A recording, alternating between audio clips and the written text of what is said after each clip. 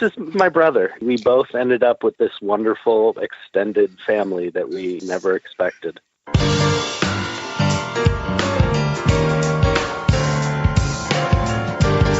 Welcome to Heart with Anna. I am Anna Jaworski and the host of your program. I'm happy that you're here with us today. I'm thrilled to interview a very special pair of friends, colleagues, and so much more in today's episode, A Wish Made Friendship. Today we have two unlikely people as guests on our program. One guest is our heart warrior, who is also a pediatric cardiologist. The other is an actor from a 1980s sitcom. In this episode, we learn how they met through a unique and special wish. We'll discover how their meeting was life-changing for both of them and how it has led to a lifelong connection. Who would have thought a heart warrior born with tetralogy of Fallot and a child actor could forge a friendship to help them through their many growing pains? We'll also discover how these two young men came to write an award-winning book and what that has meant to them. With me today are Brandon Lane Phillips and Jeremy Miller. Brandon Lane Phillips is an award-winning author and pediatric cardiologist with tetralogy of Fallot.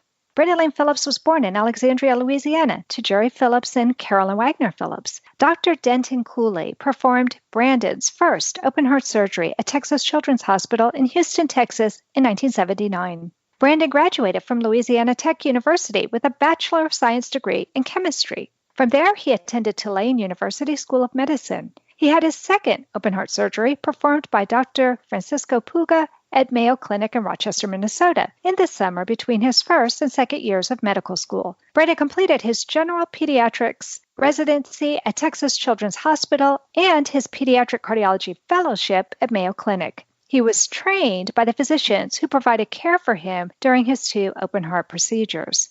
And Jeremy Miller is an American actor best known for his portrayal of Ben Seaver, the younger son, on Growing Pains, a popular 1980s television show, and two subsequent reunion movies. He was also the voice of Linus Van Pelt in Happy New Year, Charlie Brown, and Snoopy, the musical. Jeremy has a vast career of commercials, TV series, films, in person, and as character voices. As young Ben Seaver on Growing Pains, Jeremy won several awards and nominations.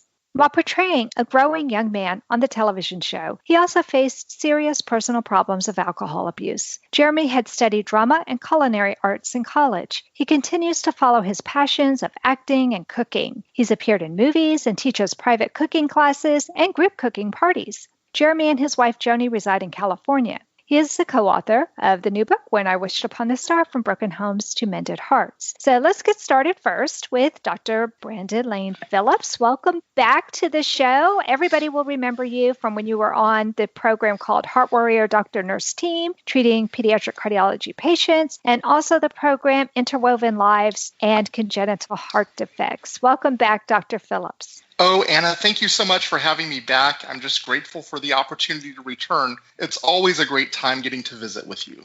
Oh, well, I always enjoy visiting with you, too. And I'm so excited to meet your co-author, Jeremy Miller. This is going to be a great program. Hi, Jeremy. Hi, Anna. Thank you so much for having us on. Well, this is going to be fun. Let's get started. Because my program is for the congenital heart defect community, let's start with a heart question. People who have listened to your shows before, Dr. Phillips, know that you were born with tetralogy of Fallot, and we've already talked about that a little bit, but let's talk specifically about your wish and what that has meant to you. Absolutely. Anna, I'm excited to be here with Jeremy. Jeremy is one of my closest friends. But growing up, I really had questions about my heart defect and my longevity and would I ever be able to achieve my dreams. I also felt that my heart defect had caused my parents to divorce. They had been married for 20 years and separated on my 5th birthday. And growing up, I couldn't help but feel that my heart defect had affected their marriage in some bad way.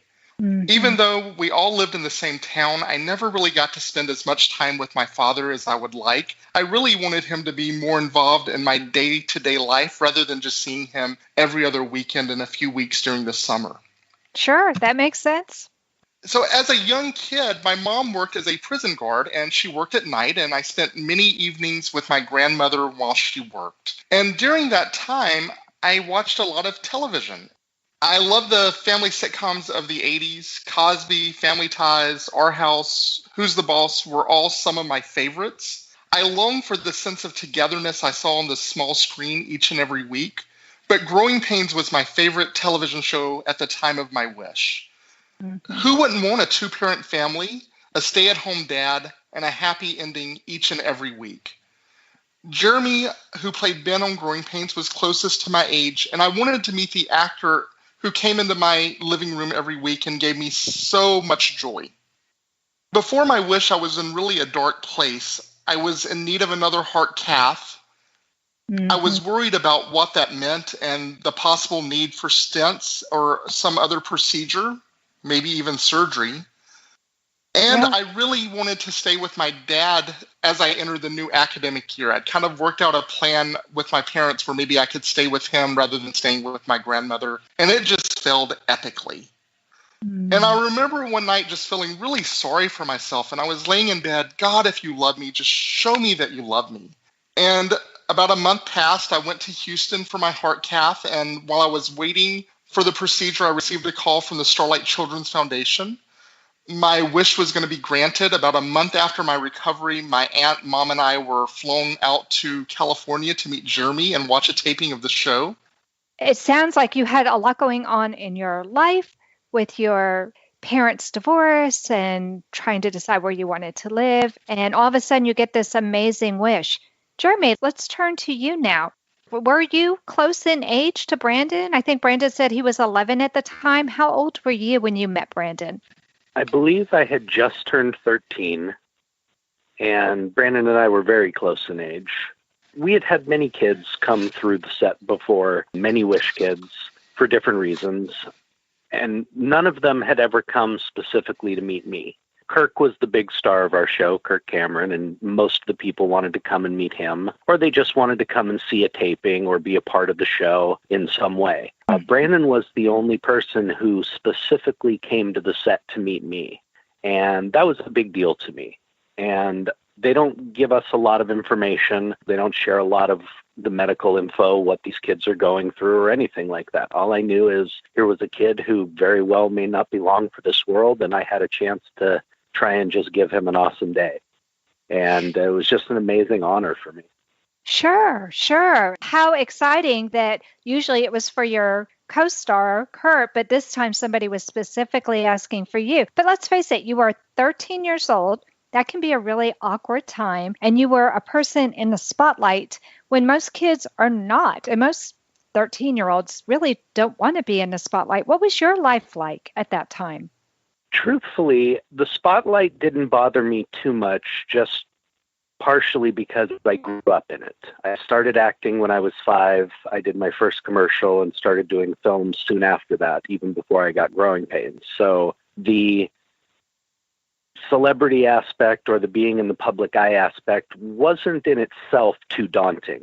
I had a lot going on behind the scenes, unfortunately. About 2 years before I met Brandon, stepfather had come into my life who was not exactly a very good person and a lot of abuse. And he kind of set out to break me of my confidence. And unfortunately, by the time I met Brandon, he was starting to win. I was starting to get a lot of anxiety. I was dealing with a lot of fear about being on camera, just a lot of overall general anxiety. The set was my safe place. Getting away from home and going to work was where I was happiest. So the day Brandon came was such an awesome day for me. It really was. No matter what else was going on, I was at work and I was going to get to have this great day showing this kid around and just making sure he had a blast. And Brandon, what was it like for you when you finally met face-to-face this person that you watched regularly on television, who you maybe even kind of considered a friend from afar? It was just fantastic. I grew up in the country. I didn't really have a lot of kids my age that I got to do things with. But Jeremy and I actually got to do a bike tour of the studio lot, and we actually jumped out of one of the barns on the set. It was just a great day to be a kid, and I was really worried how my mom was going to feel. Like, she tried to keep me bubble wrapped as a kid, and Jeremy just wanted me to go have fun with him for the day, and we certainly succeeded in doing that. Texas Heart Institute were offering us a mechanical heart, and he said, "No, Dad, I've had enough. Give it to someone who's worthy." My father promised me a golden dress to twirl in. He held my hand and asked me where I wanted to go. Whatever strife or conflict that we experienced in our long career together was always healed by humor.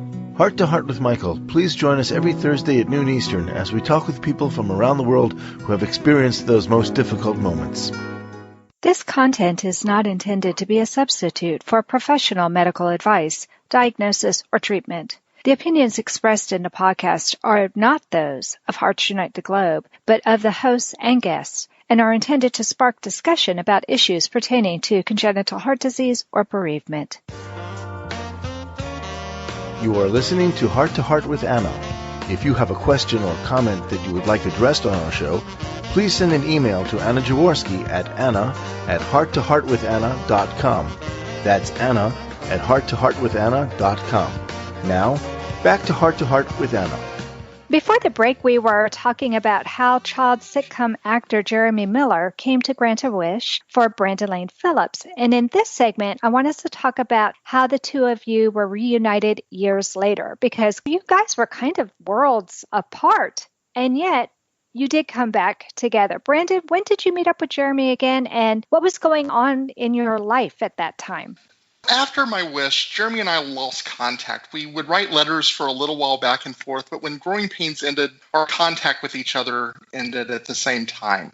I went off to college, and as I was interviewing for medical school, I actually interviewed for medical school at Tulane on Jeremy's birthday in 1999. And it reminded me of my wish, and I probably talked about my wish in my interviews more than I should have, but it was just kind of what was on my mind that day. Mm-hmm. And I should have seen it as a little bit of foreshadowing. When I was graduating from college, I had reconnected with Jeremy's co-star, Kirk Cameron. I had wrote about my wish experience on a Growing Pains fan board, and one of his friends was able to connect the two of us. So when I interviewed for pediatric residency positions all over the country, Kirk invited me out to his home to meet his wife and kids when I interviewed at UCLA in Los Angeles. That evening, Kirk had a surprise for me. The whole cast of Growing Pains was coming to New Orleans to film a reunion movie, and I knew that meant that I would have the opportunity to meet Jeremy again. At that time, my dad had prostate cancer, and he actually died a week before the cast was set to arrive. I remember when I was at my dad's wake that Kirk actually called me just to tell me he was sorry for my loss and that he was looking forward to seeing me in a week, and that he was looking forward to reintroducing me to the cast. Honestly, I think I was going to be in one of the darkest parts of my life, but with Jeremy and Kirk on hand, it just reminded me of what my wish was. My wish really was about the brokenness of my relationship with my dad. And during that time, when I would have normally just had that loss to mourn because his death meant that we wouldn't have the relationship that I envisioned that we would have.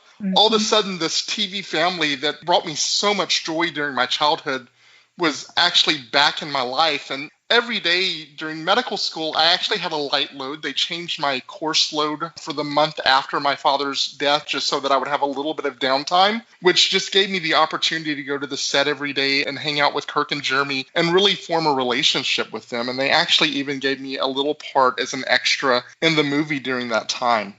Oh my gosh, that is so awesome. Wow. It seems like God heard your prayer again. I mean, without you even having to ask it this time. It was just unbelievable that they would show up again in my life right when I needed them. And it's actually happened time and time again. Yeah, amazing. So, Jeremy, how old were you when Growing Pains ended? I was 15 years old when Growing Pains ended. At the time, I was a little burnt out being in front of the camera. Don't think it had as much to do with the acting or being on set or anything. Like I said, that was kind of my safe place, my happy place. But the mental and physical abuse had really started to take its toll by then, and I just kind of wanted a break. I was very, very down on myself, as a lot of teenagers are, especially when you have someone in the house telling you 24/7 that you're worthless. It just became something that I just didn't want to be seen for a while. But it was also all I knew. So from 15 to 18 or so, I kind of vacillated between hiding and acting, but the anxiety was really building up. I was starting to suffer pretty severely from a general anxiety disorder.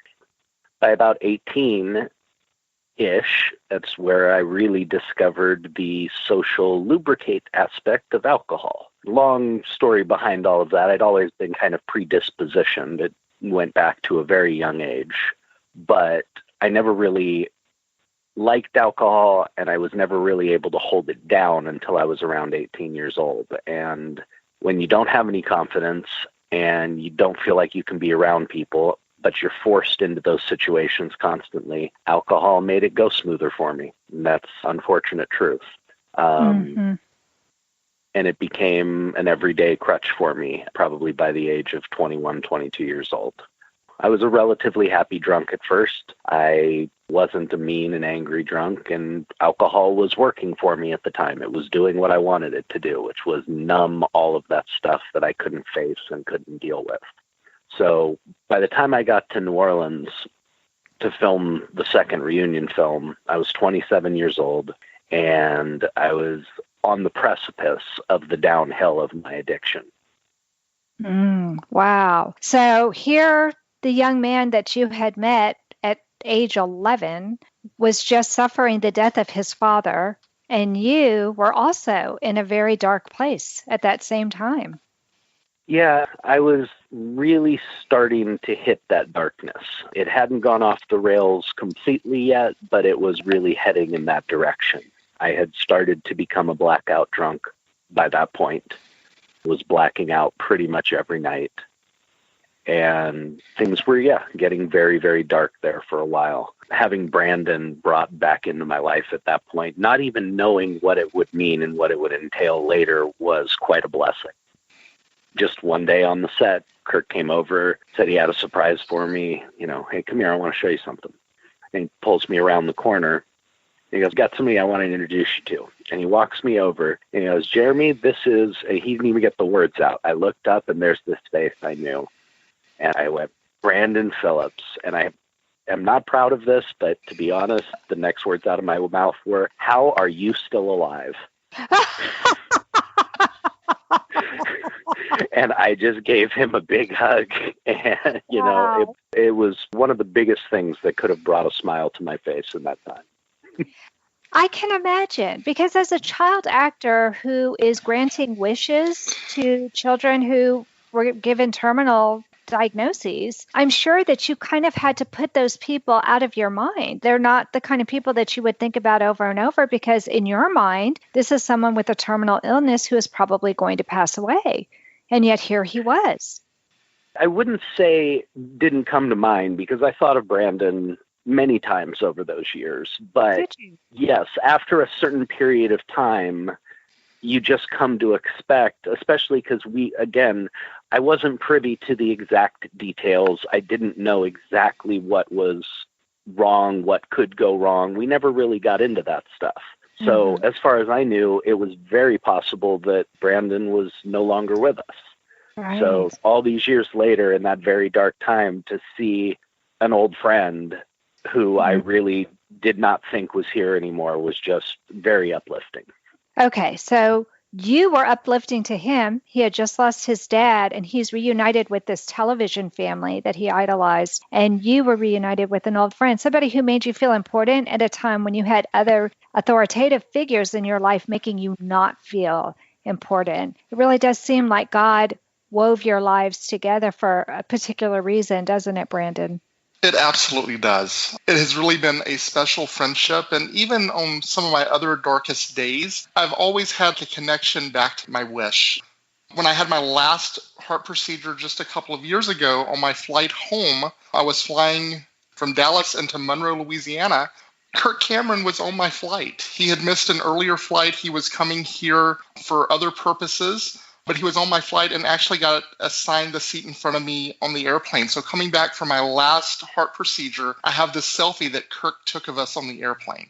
I've seen that picture. That's in your book, isn't it? It is. Yes, I knew I had seen that picture before. You know, the interesting thing, I get the feeling that Kirk acted like a big brother to both of you.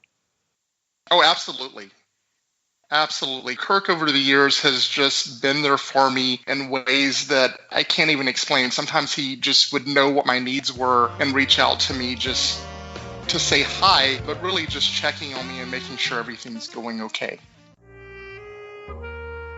Hi, my name is Jamie Alcroft, and I just published my new book, The Tin Man Diaries. It's an amazing story of my sudden change of heart as I went through a heart and liver transplant. I can think of no better way to read the Tin Man Diaries than to cuddle up in your favorite Hearts Unite the Globe sweatshirt and your favorite hot beverage, of course, in your Hearts Unite the Globe mug, both of which are available at the Hug Podcast Network online store, or visit heartsunitetheglobe.org.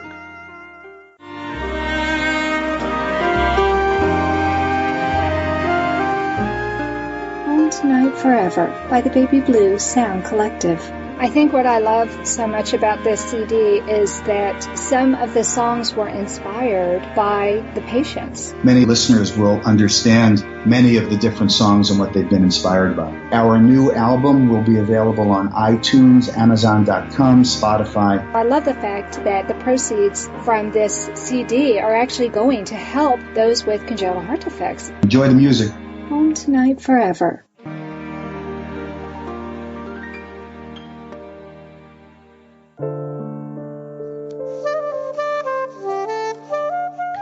Heart to Heart with Anna is a presentation of Hearts Unite the Globe and is part of the Hug Podcast Network. Hearts Unite the Globe is a non-profit organization devoted to providing resources to the congenital heart defect community to uplift, empower, and enrich the lives of our community members. If you would like access to free resources pertaining to the CHD community, please visit our website at www.congenitalheartdefects.com for information about CHD, the hospitals that treat children with CHD, summer camps for CHD survivors, and much, much more. It just seems like the two of you and Kirk are meant to keep running into each other and to keep being there for each other, and particularly at times that are very difficult for you. On their last day of filming, the reunion movie in New Orleans was our medical school match day. So Jeremy and Kirk were actually with me on the very day I found out that my dream of working with my childhood cardiologist was going to come to fruition. And that evening they had a wrap party for the television show, and one of the actresses from the show, Ashley Johnson, brought a street performer off the streets of New Orleans who was a teenager to the wrap party with her. He was kind of from a circus family and just did street performances. And lo and behold, I go to San Francisco 6 years later to take my pediatric cardiology boards, which I did not pass the first time, and I knew leaving the room that I had not passed. I just could not read fast enough to get through the material. And I was kind of down and depressed that day. One of my co-fellows from Mayo Clinic and I were walking along the Fisherman's Wharf area after the exam, and we run into Orion, who was the young man that I had met 6 years before on the night of the wrap party for growing pains. And it was just amazing to me that I could connect the day that I took my boards to the day that I found out that I was going to work with my physician to the day of my wish. It was just unbelievable that there was a thread that connected all three of those days. And it just gave me a sense that everything's going to work out just fine. And I felt that when I was reading your book, I felt that there were these connections and how your lives were so interwoven. When did you all decide that you were going to write a book together? So a couple of years ago, my hometown gave me a key to the city. And as part of that, I asked Jeremy to come. I had been to Los Angeles to Jeremy's home several times, and I had always, especially as a kid, wanted Jeremy to come spend time with me in my hometown. So getting to have Jeremy come to my hometown and meet some of my closest friends growing up was just phenomenal. But we shared the story of how we met and how both of our lives had benefited from my wish as a kid. And after that night, we decided that we needed to write it as a book and share it to a broader audience. Jeremy, what did putting your story on paper mean for you? First of all, as Brandon knows, in recovery, honesty and forthcomingness is extremely important. So the first thing was just deciding that nothing was off limits, that I was going to be as open and honest about anything and everything as possible. The second thing was, it was just a hope that, maybe our story could touch some people's lives and give them a little hope. Mm-hmm. The thread that Brandon was talking about and that you clearly see as well, to me, Brandon's story, my story, how all of it intertwines, all at the most crucial moments is just, to me, it's a clear illustration of God's plan. Yeah. Oh, it seems very clear to me as well. Yeah. And it seems like this book, in a way, was a therapeutic device for you as well, a chance for you to use this vehicle of a book to help you, I don't know, exercise your demons, get it all out, and maybe have a new beginning. All the pain that we go through in life, if you don't turn it around and use it to help others who are going through the same stuff, then there's no point to it. You know, I believe that turning that pain into something else gives you purpose and gives that pain a purpose. They say that 1 out of every 4 men has suffered sexual abuse. But you know what? They don't talk about it. Mm-hmm. That's a fact. So guys hold on to that, and they're ashamed of that, and it eats them up inside. I've had so many men in recovery break down the moment I share what I went through as a kid, and break down and have that moment where they look up and realize that they're not alone. Wow. Being able to put all that in the book was not only cathartic, but knowing that that was the purpose, that we were doing it to let others know, A, they're not alone, and that hopefully they will see the same plan, the same guidance, and the same comfort that I see in our story, and I see in God's hand in our lives. Mm-hmm. I think it's interesting how both of you were dealing with broken homes. Both of you were dealing with really, in an essence, broken dreams, things that were not going to work out for you.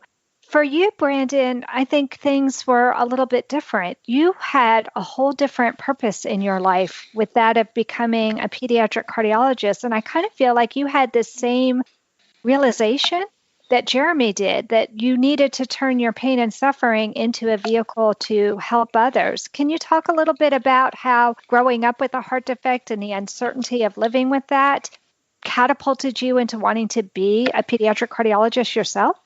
I just loved my pediatric cardiologist growing up. Dr. Tom Vargo was just absolutely fantastic. And I remember going to my appointments to see him, and it was like going to see a movie star. I just really just enjoyed getting to see him. And I just took the opportunity when I had my appointments to ask him, how do I prepare for medical school? I want to do this. I even made him do a heart cath once with me kind of semi-awake so I could watch the procedure, telling him that, well, I'm going to be doing this one day. You might as well start teaching me now. So I love that story.